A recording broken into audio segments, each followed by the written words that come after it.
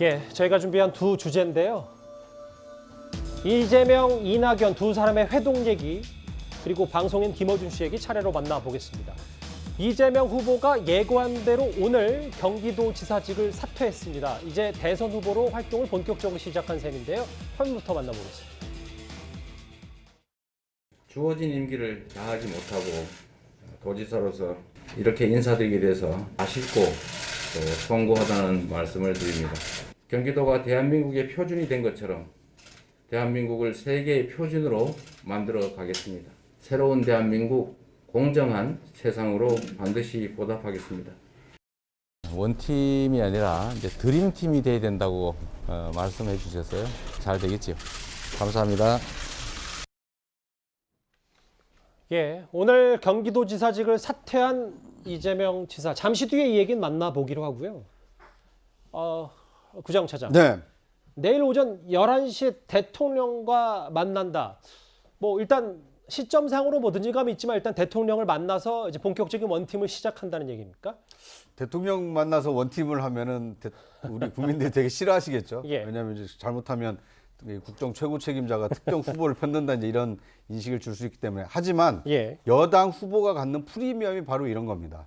그러니까 문재인 대통령을 배출한 정당에서 대선 후보가 됐기 때문에 이제 전현직 이 대선 주자 자격으로 이렇게 만날 수 있는 이 공간이 마련이 됐고요. 아마 좀 급하게 만난 것으로 비춰질 수도 있습니다만 앞으로 28일에 문 대통령이 이 G20 이 정상회의 참석자 출국을 앞두고 있기 때문에 아마 어제 이낙연 대표, 내일 문재인 대통령 이제 이렇게 그 촉박한 일정이지만 이런 일정을 통해서 민주당 대선 후보 이재명 원팀을 지금 만들고 있다. 이제 이런 이미지를 만들고자 한 것이 아닌가 하는 생각이 듭니다.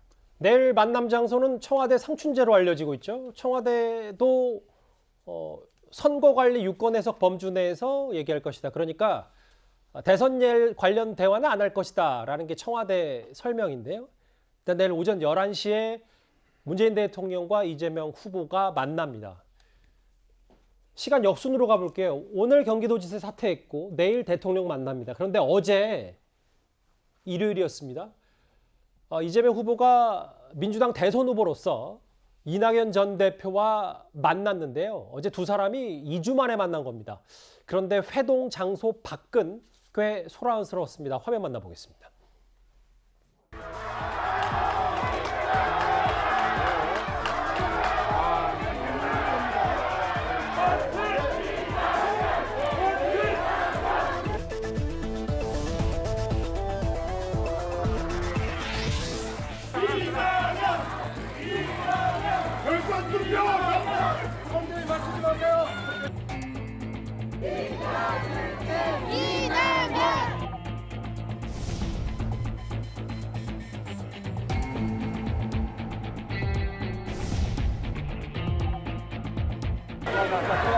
얼른 기자 대표님 얼른 가세요. 이재명 꺼져라.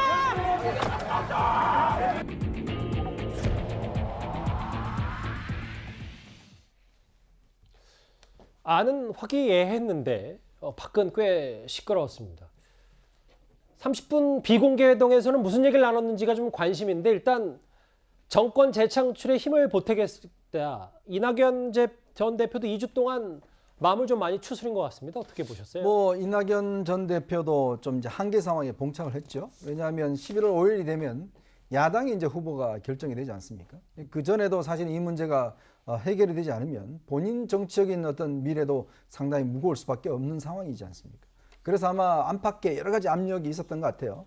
그래서 일단 결정을 한 것 같은데 저는 어제 이 회동에서 내용보다는 형식과 시간에 굉장히 집중해서 봤습니다.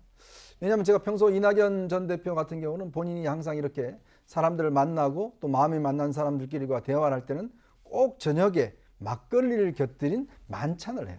그러니까 뭐 그동안 마신 막걸리가 뭐 어마어마하다고 할 정도인데, 그러니까 자신의 어떤 마음을 좀 이렇게 교류할 수 있는 장을 막걸리란 걸 이제 매개를 통해서 하시는 분인데, 송영길 대표도 그런 이야기 했죠. 아마 막걸리 회동을 할 것이다라고 했는데 막걸리 회동이 없었습니다. 그리고 또 셋이라는 이 식사 자리가 아니라 단순히 차를 한 30분 정도 마시는 거였거든요. 30분이라고 하면 사실 뭐 많은 대화가 나가기가 굉장히 어렵지 않겠습니까? 그것도 찻집에서. 제가 알기로는 아마 이 시간 장소 문제를 가지고도 양측이 굉장히 신경전을 벌였던 것으로 알고 있습니다. 예. 당초 이재명 후보 측에서 요구했던 장소와 시간과는 달리 이낙연 후보 측에서는 굉장히 까다롭게 아마 결정을 해서 어제 모임이 이루어진 걸로 알고 있어요. 예. 이제 그거는 결국은 내가 할 때 형식적으로는 지금 상임 고문을 한다고 그랬지 않습니까? 원래는 이 정도 되면은 보통 공동선대위원장을 하거든요. 그러면 송영길 대표가 이제 현직 대표이기 때문에 상임선대위원장을 하고, 예. 그다음에 나머지 정세균 이런 분들은 이제 공동선대위원장을 해야 어디 뭐 유세를 할 때도 뭐 가서 할 수도 있고 하는데 상임 고문을 맡았어요. 이 상임 고문이라는 자리는 이렇게 적극적으로 유세 나오고 이런 자리가 잘 아닙니다. 이제 그런 면을 비춰보면 아직까지 마음의 거리는 여전히 먼 것 아닌가, 저는 그런 해석을 하고 싶습니다. 이재명 후보를 위해서 왜 선대위원장이 아닌 상임고문을 맡았냐, 이 질문에 이낙연 전 대표 측에서는 이렇게 설명을 하고 있습니다. 낙선한 이 후보가 선대위원장을 맡아서 진도주의하는 게 과연 맞느냐 하는 그런 또 문제제기가 좀 있었고요. 당 중심, 후보 중심의 선대위 이렇게 구성이 되어야 더 효율적으로 운영될 수 있다는 판단을 하셨고, 상임고문직이 더 적절하다고 판단을 하시게 된 것 같습니다. 두 분께서 이제 만나서 협의해서 결정한 직책이기 때문에 적절하다 이렇게 생각합니다. 이낙연 전 대표 측에서는 들으신 것처럼 저렇게 설명을 하고 있는데, 어제 만남 장소도 그렇고 뭐 선대위원장이 아니라 상임고문을 맡았다, 이 부분에 좀 글쎄 두 사람 이른바 명락대전에서 앙금이 남아있는 거 아니냐. 앞으로 이재명 후보 선거운동에 이낙연 전 대표가 전면에 나서기 힘들지 않겠냐라는 관측이 벌써부터 있거든요. 뭐 그러지는 않을 것으로 보여집니다. 실제 이낙연 후보 같은 경우는 이제 마음을 많이 연 상태인데 경선 과정에 있어서의 어떤 상처를 실은 지지자들이 더 많이 받는 거거든요. 그런 측면에서 자신이 지지하는 후보가 결선 투표로 가지 못하고 여기에서 졌다라고 하는 것에 대해서 인정하기 어려운 그런 마음이 아직까지는 있는 것으로 보여지고, 또 시간이 보약이다 이런 생각입니다. 그래서 시간이 흐른다고 하면 결국에는 지지자들은 다시 뭉칠 것이라고 보고, 이번에는 찻집 회동이었지만 야당 경선 후보가 선거 후보가 확정이 되면 예. 다시 이제 상임 고문에서 선대위원장으로 가는 그런 어떤 과정이 있을 것으로 보여지고, 그 과정에서 다시 맞글 회동도 있지 않을까 싶습니다. 또한 지금 현재 물밑에서는 선대위 구성과 관련해서 실제 협의가 진행 중인 걸로 알고 있고요. 예. 과거 이제 노무현 정부 때 쉽게 방심했다가 결국에는 이명박 정부를 만나서 굉장히 어떤 민주진영에서 고통스러운 그런 시기를 보낸 적이 있었고, 그것에 대한 역사적 경험으로 인해서 결국에는 지지자들은 다시 뭉칠 것이다 이렇게 생각됩니다. 예.